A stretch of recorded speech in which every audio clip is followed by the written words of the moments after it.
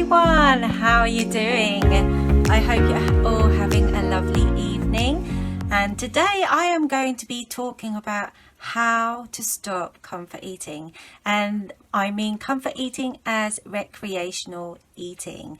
And if you still don't understand what I mean is when you eat other than when you're really feeding your body food because you're hungry. So if you haven't met me before, I am Mel and I am an eating mindset coach and also an eating disorder and a weight loss rapid transformational therapist. It's a bit of a mouthful, but basically all you need to know is just that I am the food eating expert and I help people to find enjoyment in food that nourishes your body rather than destroying your body, and quit dieting forever and lose weight at the same time. So isn't that fun? So why is it so hard to stop comfort eating? And you'll probably hear lots of people say, it's just so easy, just get in tune with your body and just don't eat when you're not hungry. And the thing is, it is easier said than done, and I know that because I have had an eating disorder for 22 years. So unfortunately it took me all that time to kind of experiment with things, and I found out what worked and what didn't.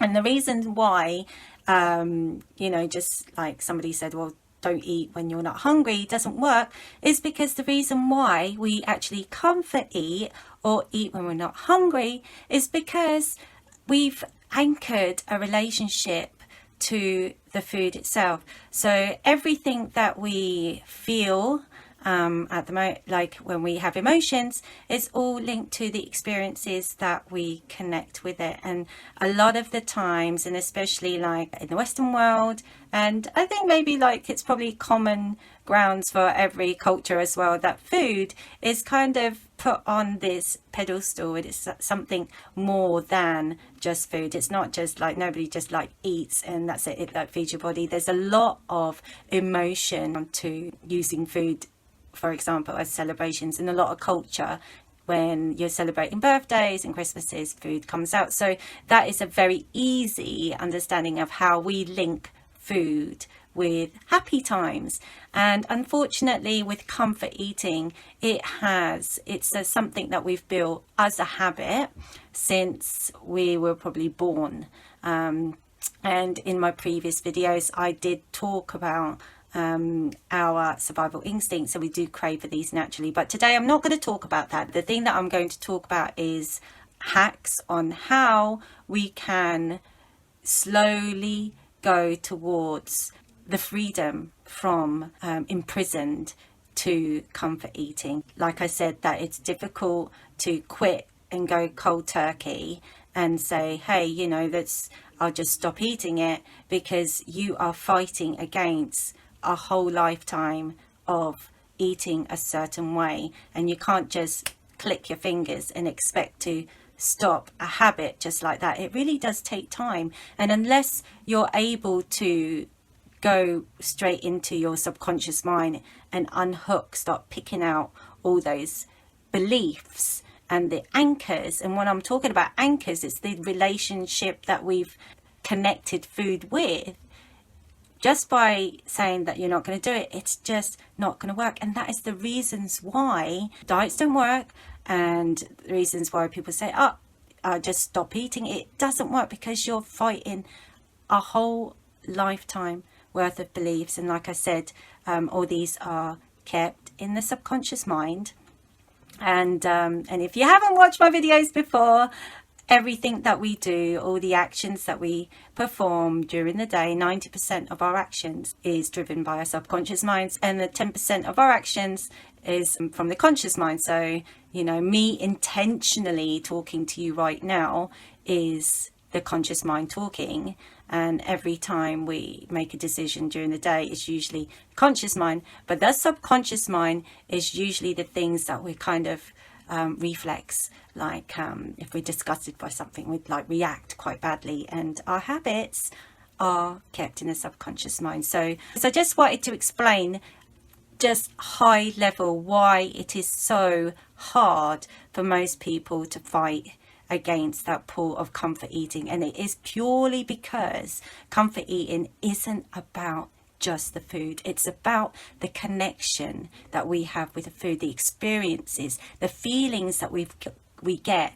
from the association that we have with food. So I think I've kind of explained it roughly. I mean, I could probably go on for about an hour really explaining it, but what I really want to do is, because I think we all get, it's really difficult to kind of fight against that pull, that, you know, the calling of the cake in the fridge, or, you know, you've got your biscuits in the cupboard and you've got those voices in your head calling you to it, and you know you just had dinner about an hour ago and you know you're not hungry, and then you have a cup of tea and it's like, oh, I should have a biscuit with it, and you know you're not hungry, you just feel like it just goes, you can't have a cup of tea without a biscuit. So, and even though I'm really against diets, I'm going to share with you one small hack today that you can start right now, and then as you watch me in the other videos, I'll show you more hacks, but everything starts with the mind. So when you want to stop comfort eating, it's not like dealing with the foods first, you actually start with yourself. And the first thing that we need to do is change our body language. Everything that we feel and everything we act is all part of a mechanism. So when we're feeling sad, we're not just feeling sad. There's a lot of elements to it. And the reason why I say this, because when you're comfort eating or recreational eating, it usually starts with a feeling. And the feeling of boredom, and the feeling of like sadness, stress, all these feelings can be a trigger for you to want to grab something quick fix. And that's what it is. Like when you're going for the comfort eating, you don't really go, oh, I need to feel better and have a bowl of salad. You don't, you just want to go for the fatty and the carby stuff. So the first hack is changing your body language.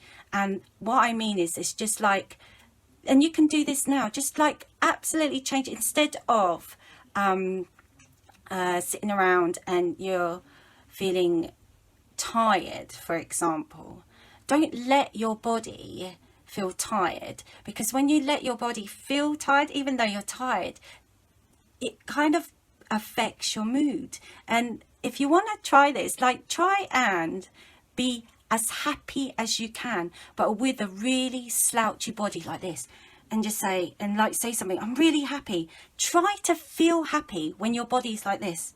I bet you can't. I'm really happy.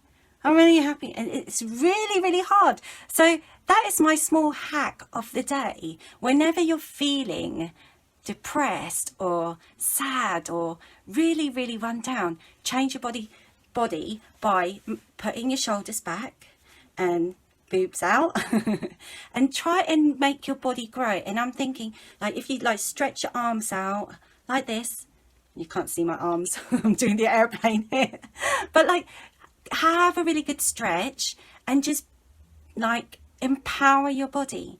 Don't give in to the feeling of when you're feeling rubbish, and you'll feel an instant boost. Okay, so I wanted to share something that you can do now, that you don't have to have a manual, or you can start now. It's not going to stop your comfort eating now, but I'm just working up to little tiny weeny steps that you can do now to go on your path to freedom from binge eating and eating disorders, if you will. So yeah, so that is my tip of the day. It's not a lot, but try and be conscious all day and see how you're positioning yourself when you're like sat down on your desk or walking around. Notice how you're walking when you're walking down the street.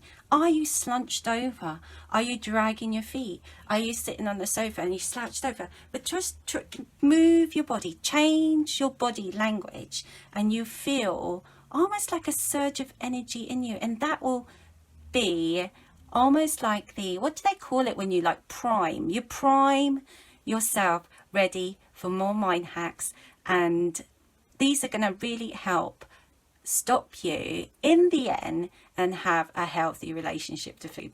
So anyway, if you thought that was really crazy stuff, it's only the beginning. I wanted to share with you really teeny weeny bite-sized tips that anyone can do. That you can do that now. Like, wake up in the morning, and instead of going, oh, can't be bothered to get up, you just go, you know, even put, like, if you really want to push the boat, put a smile on your face, and I promise you it's going to change your life. And that is it.